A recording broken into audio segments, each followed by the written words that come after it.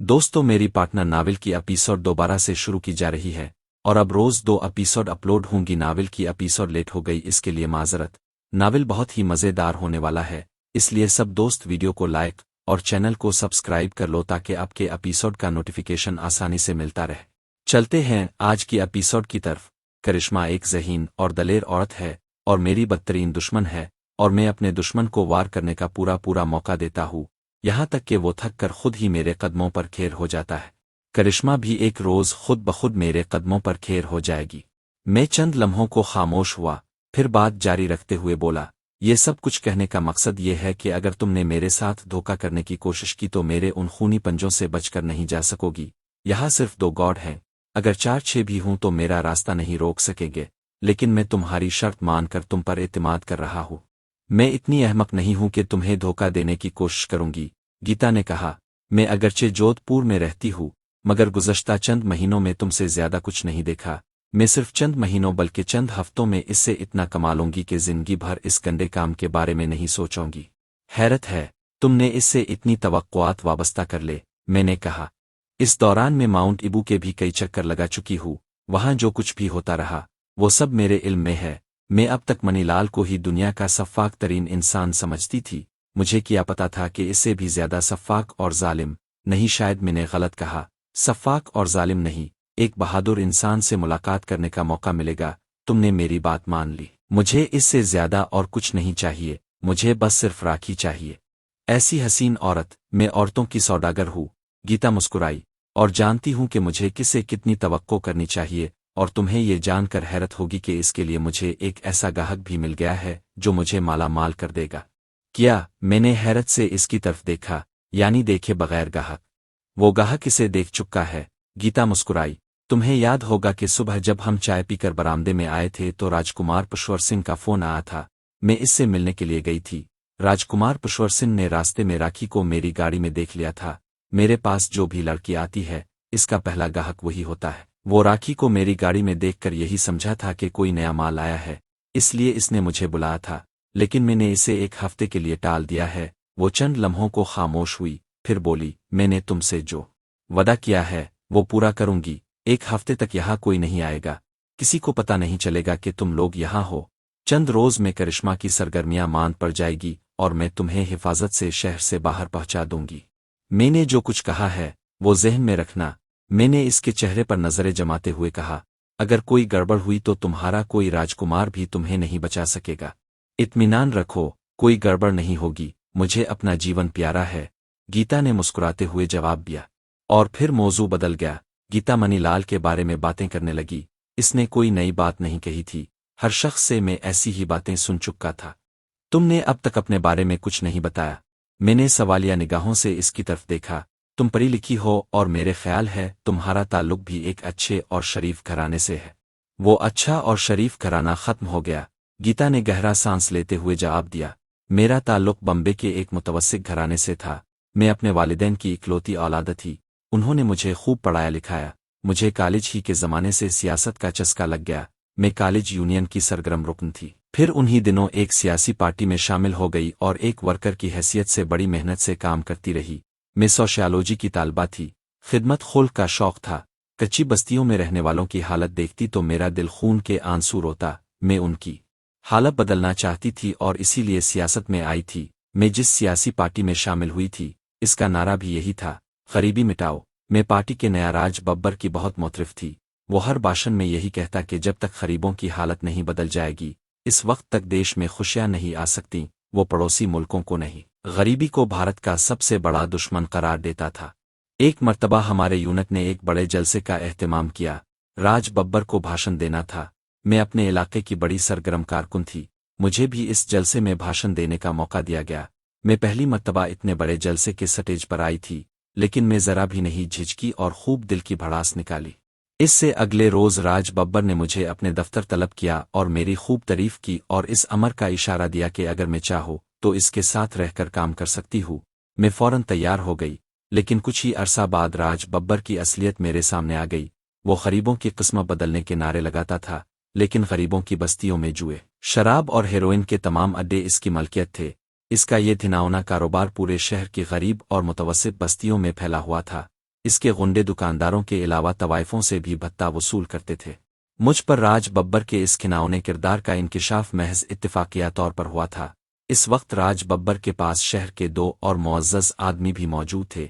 मैंने राज बब्बर को खरी खरी सुना दे और फिर इस वक्त पता चला कि शहर के वो दोनों मुअज़्ज़िज़ीन भी इसके कारोबार में शरीक है। मैंने राज बब्बर को जनता के सामने इसकी असलियत पता देने की धमकी दी तो मुझे कोठी से बाहर नहीं निकलने दिया था। वो तीनों रात भर मुझे खूनखार भेड़ियों की तरह बेनिबेड़ती रहे और फिर सुबह होने से पहले मुझे एक सुनसान सड़क पर फेंकवा दिया गया। राज बब्बर ने सुबह धमकी दी थी कि अगर मैं कभी भी इसका नाम जुबान पर लाई तो वो मुझे और मेरे घर वालों को जिंदा नहीं छोड़ेगा। एक शरीफ आदमी ने मुझे सड़क से उठाकर मेरे घर पहुंचा दिया और पत्ता जी मेरी हालत देखकर चीखते रहे। मैंने उन्हें बता दिया कि मेरे साथ ये वहशियाना सलूक किसने किया था।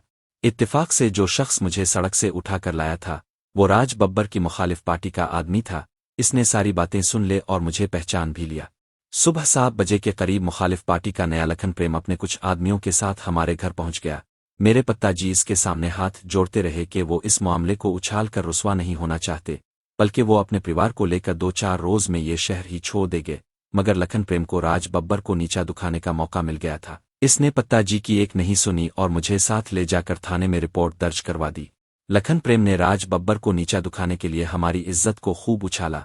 वो जलसों में इसके खिलाफ खूब जहर उगलता। उधर राज बब्बर भी खौल रहा था। वो समझता था कि मैं खुद लखन प्रेम के पास गई थी। चंद रोज बाद राज बब्बर के गुंडों ने हमारे घर पर हमला कर दिया। इत्तेफाक से मैं इस वक्त घर पर नहीं थी। गुंडे मेरे बूढ़े माँ बाप को घर से घसीटते हुए सड़क पर ले आए और दोनों को बरहना करके मारते पीते रहे। मेरी माँ ने तो वहीं दम तोड़ दिया और पत्ता जी अस्पताल पहुंचकर खत्म हो गए। मैं इस वक्त अपने दौर के एक रिश्तेदार के यहाँ गई हुई थी। मुझे वहीं पर इत्तला मिल गई कि मेरे माता पत्ता के साथ क्या हो रहा है। मेरे रिश्तेदारों ने मुझे घर से निकलने नहीं दिया। मेरी जान के खौफ से मुझे कई रोज तक खाइब रखा गया और फिर चोरी छुपे मुझे खनाला पहुंचा दिया गया, जहां हमारे एक और रिश्तेदार रहते थे। 3 दिन वहां रुकने के बाद वो मुझे पूना ले आए। राज बब्बर के गुंडे मुझे तलाश करते फिर रहे थे, लेकिन मैं उनके हाथ नहीं आई। मैंने बम्बे का रुख नहीं किया, अपने घर को भूल गई। मुझे सिर्फ एक बात याद थी, मुझे अपनी बेइज्जती और अपने माँ बाप के कत्ल का बदला लेना था। मैं किसी ना किसी तरह गवा पहुंच गई। वहां उन दिनों उदय नाथ का बड़ा चर्चा था। वो बहुत बड़ा बदमाश और मुनशियात का स्मगलर था। पूरे गवा पर इसका राज था। मैं किसी ना किसी तरह उदय नाथ तक पहुंच गई और इसका एतमाद हासिल कर लेने के बाद इससे दिल की बात कह दी। उदय नाथ होशियार आदमी था। इसके दिल में शुबा हुआ कि मैं किसी दूसरे गैंग की जासूस तो नहीं। इसने अपने आदमियों के जरिए बम्बे में मेरे बारे में मालूमात हासिल की तो तस्दीक हो गई कि मैंने इसे जो कुछ भी बताया था वो गलत नहीं था। उदय नाथ मुनशियात का व्यापारी था। दूसरी पार्टियों से भी इसकी नस्ल चलती रहती थी। राज बब्बर के आदमी गवा में कदम जमाने की कोशिश कर रहे थे। उदय नाथ ने उनसे छेड़छाड़ शुरू कर दी और फिर भीटी में उन दोनों पार्टियों में जबरदस्त तसादुम हुआ। उदय नाथ और राज बब्बर भी बराह रास्त एक दूसरे के मुकाबले पर आ गए। इस तसादुम में वो दोनों मारे गए। मैं कुछ अरसा उदय नाथ के गैंग में रही, जिसकी कमान एक और आदमी ने संभाल ली थी। मैं 2 लड़कियों के साथ इस गैंग से अलग हो गई। वो दोनों लड़कियां जवान और बेहद हसीन थी। उन दोनों ने मेरे साथ जिंदगी गुजारने का फैसला किया था। मेरी तरह इस दुनिया में उनका भी कोई नहीं था। मैं उन दोनों को लेकर हैदराबाद आ गई, जहां हमने चोरी छुपे जिस्म फिरोशी का धंधा शुरू कर दिया। कुछ अरसा हैदराबाद में गुजारने के बाद हम तीनों मुख्तलिफ शहरों में होती हुई जयपुर पहुंच गईं और फिर 2 साल पहले हम जयपुर से यहाँ जोधपुर मुंतकिल हो गईं। यूं तो जयपुर में भी बड़े बड़े दिल वाले मौजूद हैं, मगर जोधपुर की बात ही कुछ और है। राजकुमार पुष्वर सिंह मुझ पर बड़ा मेहरबान है। ये बंगला इसने तोहफे में दिया था। उन दोनों लड़कियों में से एक का पिछले साल इंतकाल हो गया। दूसरी को एक ठाकुर ने पसंद किया और इसे अपने साथ ले गया। मेरे पास लड़कियां आती जाती रहती है और मेरा काम चलता रहता है। आज इत्तेफाक से मैं अपने किसी मिलने वाले को सियाफ कहने के लिए रेलवे स्टेशन गई थी कि तुम लोग मेरी नज़रों में आ गए। तुम दोनों के चेहरों से मुझे अंदाज़ा लगाने में दुश्वारी पेश नहीं आई कि कोई गड़बड़ ज़रूर है। मैंने इस वक्त फैसला कर लिया था कि आखिर तक तुम लोगों का पीछा करूंगी। मेरा फैसला दुरुस्त साबित हुआ। राखी को देखकर मेरे दिल में जो ख्वाहिश उठी थी वो पूरी हो गई। गीता खामोश हो गई। इसके होंठों पर खफीफ सी मुस्कुराहट थी। मैं गहरी नज़रों से गीता की तरफ देख रहा था और मुझे यकीन था कि अपने बारे में इसने कोई भी बात गलत नहीं कही थी और मैं जानता था कि इसने मेरे साथ जो वादा किया है इस पर पूरा उतरेगी और किसी को हमारे बारे में नहीं बताएगी। लेकिन मैंने कुछ और सोच रखा था। इस रात खाना खाने के बाद गीता ने लाउंज में रखे हुए टीवी पर फिल्म लगा दी। फिल्म की कहानी भी एक ऐसी औरत के गिर्द घूमती थी जिसका ताल्लुक एक शरीफ घराने से था, मगर समाज के ठेकेदारों ने इसे तवाइफ बनने पर मजबूर कर दिया था। देवी को नींद आ रही थी, वो बार बार जमाइयाँ ले रही थी, लेकिन फिल्म दिलचस्प थी, इसलिए बैठी देखती रही। तकरीबन 1 बजे के करीब फिल्म खत्म हुई तो मैं और देवी अपने कमरे में आ गए। मैंने दरवाज़ा अंदर से बंद करके लॉक लगा दिया था। मुझे तवक्को थी कि गीता कोई ऐसी हरकत नहीं करेगी जिससे इसे भी नुकसान उठाना पड़े। वो मेरे बारे में सब कुछ जान चुकी थी, वो अक्लमंद औरत थी, इससे किसी ऐसे काम की तवक्को नहीं की जा सकती थी जिस पर इसे बाद में पछताना पड़े। बड़ी खतरनाक औरत है, मैंने बेड पर लेटते हुए मध्यम लहजे में कहा। ये हमारे बारे में सब कुछ जान चुकी है, ऐसा ना हो कि रात ही को हमें घेर लिया जाए। वो ऐसा नहीं करेगी, मैंने मुस्कुराते हुए कहा। इसकी नज़रें तुम पर हैं और इसने तुम्हारे लिए पहला गाहक भी तलाश कर लिया है, क्या समझते हो? देवी ने मुझे घूरा। ये सच है, राजकुमार पुष्वर सिंह तुम्हें हासिल करने के लिए बेताब हो रहा है, मैंने कहा और फिर इसे सारी बातें तफसील से बताने लगा। देवी ने दांत कचकचाई। मेरा सौदा कर रही है, मैं इसका गला घूंट दूंगी। हम 1-1.5 घंटे तक बातें करते रहे। कहा तो ये कि देवी को बड़ी शिद्दत से नींद आ रही थी और कहा ये कि इसकी नींद गायब हो गई। बात वही थी कि गीता हमारे बारे में सब कुछ जान चुकी थी और हम खुद चूहेदान में फंस गए थे। आज सिर्फ इस बंगले तक होती तो कोई मसला ना होता, मगर सारा शहर बलाक कर दिया गया था। हमें 2-3 दिन का वक्त चाहिए था, लेकिन मौजूद सूरत हाल ने देवी को ज्यादा परेशान कर दिया। मैं सोने की कोशिश कर रहा था। बिस्तर पर लेटने से पहले मैंने ट्यूब लाइट बुझाकर हरे रंग का लाइट बल्ब जला दिया था। मध्यम सब्ज रोशनी बड़ी भली लग रही थी। मेरी आंखें बंद हो रही थी, मैं सोना चाहता था, मगर देवी किसी और मौड में थी। छेड़छाड़ शुरू करते हुए मुझे चूमने लगी और फिर मेरे लिए भी अपने आप पर काबू रखना मुश्किल हो गया। हम दोनों ही होश में नहीं थे जैसे, और ये सब गीता की बातों का असर था शायद, इसीलिए हम दोनों ही आज कुछ आपे से बाहर हो रहे थे। आज देवी गीता की बातों से शायद कुछ ज्यादा ही गुस्सा हुई थी। इस रात भी हम सुबह 4 बजे तक जागते रहे और जब हम सोए तो हम 12 बजे से पहले बेदार नहीं हो सके थे। गीता घर में अकेली थी। श्रेया के बारे में इसने बताया कि औरतापुर में इसकी माता का दांत हो गया है और वो 1 घंटे पहले औरतापुर जा चुकी है। इसकी वापसी इतवार से पहले नहीं होगी। इस रोज हमारे लिए नाश्ता गीता ही ने तैयार किया था। नाश्ता दोपहर का खाना ही था। गीता ने भी हमारे साथ बैठकर खाया था और फिर वो कहीं जाने के लिए तैयार हो गई। मेरी वापसी में 3-4 घंटे लगेंगे। वो बरामदे से उतर कर कार की तरफ बढ़ते हुए बोली, टीवी पर एक नया वीडियो कैसेट रखा हुआ है, नई फिल्म है, तुम दोनों इसे देखकर यकीनन बहुत महजूज होगे। बोरियत महसूस करो तो वो फिल्म देख लेना। गीता चली गई। हम कुछ देर तक लान में बैठे रहे और फिर अंदर आ गए। गौर गेट के साथ अपने केबिन ही में था। दूसरा लंबा तड़ंगा मुलाजिम भी इसके पास जा बैठा था। देवी ने टीवी पर रखा हुआ वीडियो कैसेट उठाकर देखा और फिर इसे टीवी के नीचे रखे हुए VCR में लगा दिया और मेरे पास आकर बैठ गई। किसी मराठी फिल्म का गाना था, लेकिन इस गाने के बीच में ही एक और सीन देखकर मैं उछल पड़ा। देवी ने भी बेचैनी से अपनी जगह पर पहलू बदला था। मैं गहरी नजरों से टीवी स्क्रीन की तरफ देख रहा था। स्क्रीन पर पहले मेरा चेहरा दिखाई दिया और फिर देवी का। मनाजिर बदलते रहे और हम टीवी स्क्रीन पर वो सब कुछ देखते रहे जो गुज़श्ता रात मेरे और देवी के दरमियान हुआ था। देवी ने उठकर टीवी और VCR बंद कर दिया और वीडियो कैसेट निकालकर इसका फ्लैप खोला और वीडियो टेप खींचती चली गई। इसका चेहरा गुस्से की शिद्दत से सुर्ख हो रहा था। इसके साथ ही इसके मुंह से गलीज गालियों का सैलाब बह रहा था। ये फिल्म ज़ाय करके तुम समझती हो कि हम महफूज हो गए हैं, मैंने इसकी तरफ देखते हुए कहा। इसके चालाक होने में कोई शुबा नहीं, लेकिन इस हरकत की तो मुझे भी तवक्को नहीं थी। वो समझती है कि हमें ब्लैकमेल करके अपने मकासद के लिए इस्तेमाल कर सकेगी। अब तो मैं इसे वाकई जिंदा नहीं छोड़ूंगी। देवी दांत कचकचती हुए बोली, इसे इस तरह से किसका कर मारोगी कि हमें सिर्फ कल का दिन और इंतजार करना है। मैंने इसकी बात काटते हुए कहा, आज का दिन खामोशी में ही गुजार दिया जाए तो बेहतर है, कल हम यहाँ से निकल जाएंगे। इसके बाद गीता को गालियां बकती रही। फिर हम दोनों ने घर में कैमरे कूदने शुरू किए। मैं गहरी नजरों से उठकर कमरे में इधर उधर देखने लगा, मगर मुझे कोई ऐसी जगह दिखाई नहीं दे रही थी जहां कैमरा छुपा होने का शुबा हो। मगर आखिरकार एक ऐसी जगह नजर आ ही गई। एक मूर्ति दीवार पर फुटनगी हुई थी। वो मूर्ति हजम में 4-5 इंच से ज्यादा बड़ी नहीं थी। पता नहीं वो हिंदुओं का कौन सा देवता था। मूर्ति का मुंह खुला हुआ था। मैंने वो मूर्ति दीवार से हटा दी और फिर दीवार में एक गोल सुराख देखकर मेरी आंखों में चमक सी उभर आई। सुराख में कैमरे लेंस का शीशा भी चमकता हुआ नजर आ रहा था। मैं इस कमरे से निकलकर घूमता हुआ पिछली तरफ की राहदारी में आ गया। यहाँ भी एक कमरे का दरवाजा था जिस पर ताला लगा हुआ था। मुझे अंदाजा लगाने में दुश्वारी पेश नहीं आई कि वो कैमरा इस कमरे की दीवार में नस्ब था और वो कैमरा यकीनन इंफ्रारेड शुआओं के सिस्टम के तहत काम करता था। यही वजह थी कि नाइट बल्ब की मध्यम रोशनी में भी फिल्म बड़ी साफ बनी थी। मेरे पास कोई ऐसी चीज नहीं थी जिससे ताला तोड़ा जा सकता। वैसे भी ताला तोड़ने का कोई फायदा नहीं था। जो होना था वो तो हो ही चुका था। गीता ने, जो मुझे यकीन था कि इसका यही हश्र होगा, वो बिखरी हुई फिल्म की तरफ देखते हुए बोली, लेकिन इसकी ओरिजिनल कॉपी महफूज है। इसका तुम्हें क्या फ़ायदा होगा? मैंने अपने गुस्से पर काबू पाते हुए इसे घूरा। ऐसी चीज़ों के फ़ायदे तो सिर्फ मैं ही समझ सकती हूँ। इसके होंठों पर खफीफ सी मुस्कुराहट आ गई। वीडियो कैसेट हमारे लिए रखा था, वो यकीनन डुप्लीकेट था। इसकी ओरिजिनल तो वो कहीं गायब कर चुकी होगी। गीता की वापसी 4 बजे के करीब हुई थी। इसने अंदर दाखिल होते ही वो उधरी हुई फिल्म देख ली। मैंने देवी की तरफ देखा, इसका चेहरा गुस्से से सुर्ख हो रहा था। मैं गीता से मजीद कोई बात किए बगैर देवी को लेकर कमरे में आ गया। मैंने इस रोज़ देवी को बड़ी मुश्किल से काबू में रखा था। इस रोज़ मैंने गीता से भी ज्यादा बात नहीं की और इसे यही तासुर दिया कि मैं इसके सामने हथियार डाल चुका हूँ। इस रात हम अगरचे मोहतात हो गए थे, मगर मैंने वो मूर्ति दीवार से उतार कर कील पर एक तस्वीर का फ्रेम लगा दिया था। देवी रात भर बेचैन रही, कभी वो लेट जाती, कभी उठकर टहलने लगती और कभी कुर्सी पर बैठ जाती। वो कोई आम सी औरत नहीं थी। मुझसे मुलाकात से पहले वो एक तवाइफ की तरह ही जिंदगी गुजार रही थी। इसकी जिंदगी में न जाने कितने मर्द आए थे। मेरे साथ रहते हुए अरसा हो गया था, मगर किसी के साथ एक बिस्तर पर लेटना अलग बात थी और उन मकरूह हरकत और सकनात की फिल्म बनाना दूसरी बात।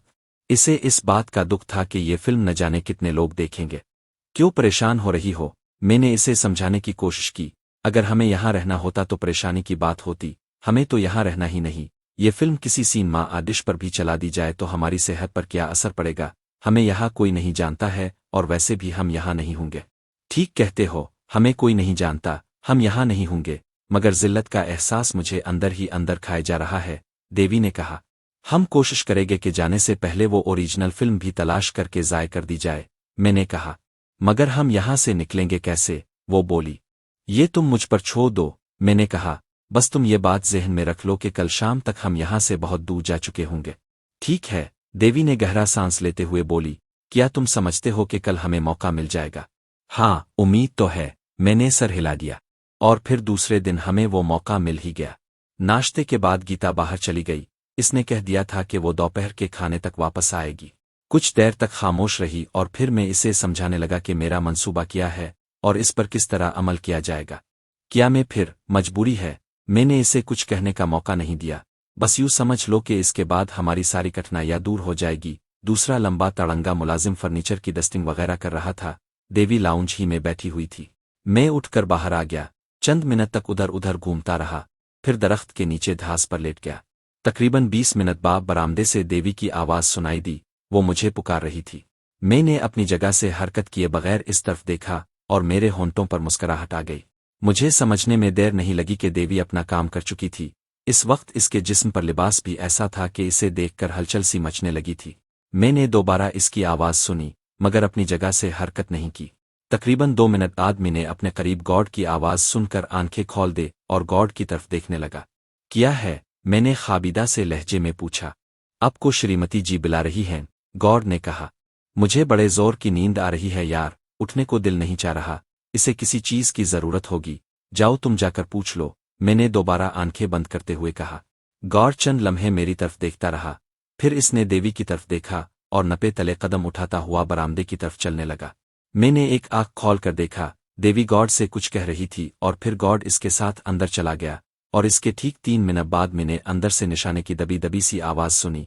वो आवाज़ ऐसी ही थी जैसे कोई फिसपैसा पटाखा चलाया गया हो। मैं उठकर तेज़ी से बरामदे की तरफ दौड़ा। देवी गीता वाले कमरे में थी। इसके लिबास का ऊपर का हिस्सा गायब था। दाएं हाथ में हथियार था। गौर बेड पर पड़ा था। देवी ने हथियार इसके सीने पर रखकर चलाई थी, इसलिए निशाने की आवाज़ ज्यादा नहीं उभरी थी। मुझे देखकर देवी ने हथियार बेड पर फेंक दिया और कमीज पहनने लगी। औरत को इस हालत में देखकर कमबख्त अपने हवास खो बैठते हैं, वो बुड़बुड़ाते हुए कह रही थी। इसे इतना होश नहीं रहा था कि इसका हथियार कब निकलकर मेरे हाथ में आया। इसे पता तो इस वक्त चला जब मैंने इसके सीने पर रखकर बटन दबा दिया। और वो दूसरा कहाँ है? मैंने पूछा। साथ वाले कमरे में, देवी ने जवाब दिया। हम दोनों दूसरे कमरे में आ गए। दूसरे लंबे तड़ंगे मुलाजिम की बारी कालीन पर पड़ी हुई थी। इसके गिले में रस्सी पड़ी हुई थी। मुझे समझने में देर नहीं लगी कि रस्सी का बंदोबस्त करने के बाद ही देवी इसे कमरे में लेकर आई थी। वो अगरचे खासा लंबा तड़ंगा और ताकतवर था, मगर देवी भी बड़ी ऊंची लंबी थी। इसकी बाहों में भी ताकत और दिल में नफरत और इंतकाम की आग थी कि वो इसके गिले में रस्सी डालकर इसे बिल देती चली गई थी। लंबे तड़ंगे मुलाजिम ने हाथ पाँव जरूर मारे होंगे, मगर गिले में पड़े हुए फंदे ने इसे बेबस कर दिया था और आखिरकार वो अपनी जान से हाथ धो बैठा था। मैंने स्टोर रूम से एक हथौड़ा तलाश कर लिया और इस दरवाजे के सामने आ गया जिस पर ताला लगा हुआ था। हथौड़े की एक ही ज़रब से ताला टूट गया। मैं अंदर दाखिल हो गया। सामने वाली दीवार पर एक छोटे से शेल्फ पर वीडियो कैमरा रखा हुआ था। कैमरे के सामने दीवार में वो सुराख था जहां से दूसरे कमरे की फिल्म बनाई गई थी। मैंने कैमरा उठाकर फर्श पर फेंक दिया और हथौड़े की चंद ज़रबों से इसे टुकड़े टुकड़े कर दिया और वीडियो फिल्म की तलाश में इधर उधर देखने लगा। एक अलमारी में सिर्फ 2 वीडियो कैसेट्स थे। मैंने दोनों कैसेट तोड़ फोड़ दिए और फिर मैंने और देवी ने पूरा बंगला छान मारा, कहीं और कोई कैसेट नहीं मिला। गीता आ तो वो कैसेट कहीं और ले जा चुकी थी, उन दोनों में से कोई एक था जिन्हें मैं तोड़ फोड़ चुका था। देवी अपनी तैयारी करने लगी। इसने अलमारी से अपना थैला निकाल लिया। मैं गीता के कमरे से अलमारी के ऊपर रखा हुआ एक सूटकेस भी उठा लाया था और फिर देवी भी मेरे साथ ही कमरे में आ गई। इसने गीता के वार्डरोब से चंद अच्छी साड़ियाँ और कुछ दीगर लिबास निकाल लिए और हम दोबारा इस कमरे में आ गए। देवी ने पहले 2 साड़ियाँ सूटकेस में बिछाईं, फिर अपने थैले का सामान रखा और इसके ऊपर दूसरे कपड़े और साड़ियाँ रखने लगी। इसने अपना लिबास उतार कर गीता ही की एक साड़ी पहन ली थी। सूटकेस का ताला लगाकर इसने चाबी अपने बैंक में डाल ली। अब हमारे पास इंतजार के सिवा और कोई काम नहीं था। गीता ने कहा था कि वो दोपहर के खाने तक वापस आएगी। इस वक्त 1 बजा था और यहाँ दोपहर का खाना 2-2:30 बजे के करीब खाया जाता था। देवी ने चाय बनाई जिसके साथ वो कुछ खाने को भी ले आई थी। चाय पीते हुए मैं दिल ही दिल में दुआ मांग रहा था कि गीता किसी और को साथ ना ले आए। वैसे न जाने मेरे दिल में ये शुबा को था कि वो आज किसी को साथ लेकर आएगी। 2 बजे के करीब कार के हॉर्न की आवाज़ सुनाई दी। देवी उठकर तेजी से अपने कमरे में चली गई और मैं उठकर बाहर की तरफ लपका और गेट खोल दिया। इसके साथ ही मैंने अपने आप पर बदहवासी सी तारी कर ली थी। गेट खुलते ही गीता कार अंदर ले आई। वो अकेली ही थी, मगर गौर के बजाय मुझे देखकर इसकी आंखों में उलझन सी तीर गई। गौर कहाँ है? इसने कार रोक कर पूछा। मैं जल्दी से गेट बंद करके कार के करीब आ गया। तुमने कहा था कि यहाँ हमारे साथ कोई ज्यादती नहीं होगी। अगर मुझे पता होता कि हमारे साथ इस तरह धोखा होगा तो क्या हुआ? क्या ज्यादती हुई है तुम्हारे साथ? इसने मेरी बात काट दी। तुम्हारे वो दोनों मिस्टर ने देवी को लेकर कमरे में घिसे हुए हैं। उन्होंने दरवाज़ा अंदर से बंद कर रखा है। मैंने कहा, उनकी ये जुर्रत कैसे हुई? गीता के मुंह से खुराहट सी निकली। मैं उड़ा दूंगी उन दोनों को। इसने कार एक जोरदार झटके से आगे बढ़ा दी और पोर्च में जाकर रोक ली। इस दौरान मैं भी दौड़ता हुआ वहां पहुंच गया। बरामदे वाले दरवाजे में हम इकट्ठे ही दाखिल हुए थे। इस तरफ हमारे कमरे में। मैंने इशारा किया। गीता मुझसे आगे थी। दरवाज़ा बंद था। अंदर से देवी की घटी घटी सी आवाज़ें सुनाई दे रही थी, जैसे अपने आप को किसी से बचाने की कोशिश कर रही हो। दरवाज़ा खोलो, गीता ने दरवाजे पर जोर से हाथ मारते हुए कहा। सिर्फ 1 सेकंड बाद दरवाज़ा जोरदार झटके से खिल गया। मैंने गीता को जोरदार धक्का दिया। वो लड़खड़ाती हुई सामने बेड पर औंधे मुंह गिरी। इसके मुंह से हल्की सी चीख निकल गई थी। वो बेड पर गिरते ही सीधे हो गई थी। इस लम्हा देवी भी दरवाजे की आड़ से निकल आई।